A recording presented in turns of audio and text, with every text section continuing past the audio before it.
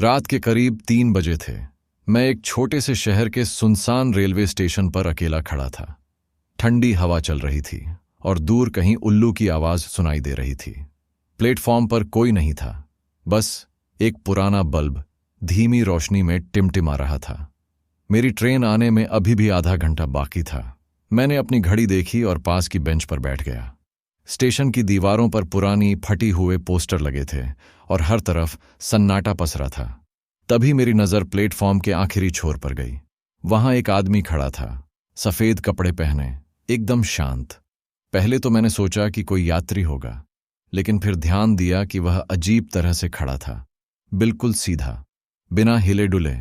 उसकी आंखें नहीं दिख रही थीं, सिर्फ सफ़ेद कपड़े और एक हल्की सी परछाई। ठंड की लहर मेरे शरीर में दौड़ गई। मैंने इधर उधर देखा, शायद कोई और भी वहां हो, लेकिन पूरी जगह वीरान थी। अब मेरी नजरें उसी आदमी पर थीं। वह धीरे धीरे चलने लगा।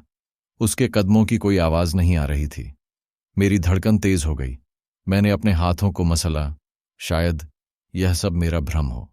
वह आदमी प्लेटफॉर्म पर घूम रहा था, लेकिन उसकी चाल अजीब थी, जैसे वह जमीन पर नहीं, हवा में उड़डेच रहा हो। मैं डर के मारे उठ खड़ा हुआ।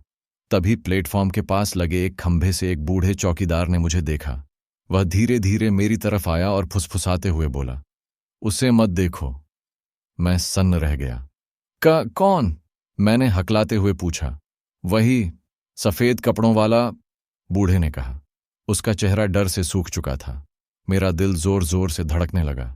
मैंने फिर से उस आदमी की तरफ देखा। अब वह प्लेटफॉर्म के बिल्कुल किनारे पर खड़ा था। ट्रेन आने वाली थी। रेल की पटरियों से हल्की आवाज आने लगी थी। मैंने चौकीदार से पूछा, ये कौन है? वह कांपते हुए बोला, यह हर रात 3 बजे यहां आता है, पर जब ट्रेन आती है तो गायब हो जाता है। कोई नहीं जानता कि यह कौन है, लेकिन कई साल पहले यहां एक आदमी ट्रेन के नीचे आकर मर गया था। ठीक इस वक्त 3 बजे मेरे पैरों तले जमीन खिसक गई। मेरी ट्रेन के आने की अनाउंसमेंट होने लगी थी। मैं चाहकर भी हिल नहीं पा रहा था। मेरी नजरें अब भी उस आदमी पर थीं। ट्रेन की रोशनी प्लेटफॉर्म पर पड़ने लगी थी और तभी वह आदमी धीरे धीरे हवा में गायब होने लगा, जैसे धुआं उड़ रहा हो। कुछ ही सेकंड में वह गायब हो गया। मैंने जल्दी से अपना बैग उठाया और ट्रेन में चढ़ गया। मेरी सांसें तेज थीं, हाथ कांप रहे थे। चौकीदार प्लेटफॉर्म पर खड़ा मुझे देख रहा था। ट्रेन चल पड़ी, लेकिन मेरा दिमाग अब भी उसी सफेद कपड़ों वाले आदमी के बारे में सोच रहा था। क्या मैंने सच में भूत देखा था, या यह सिर्फ मेरी आंखों का धोखा था?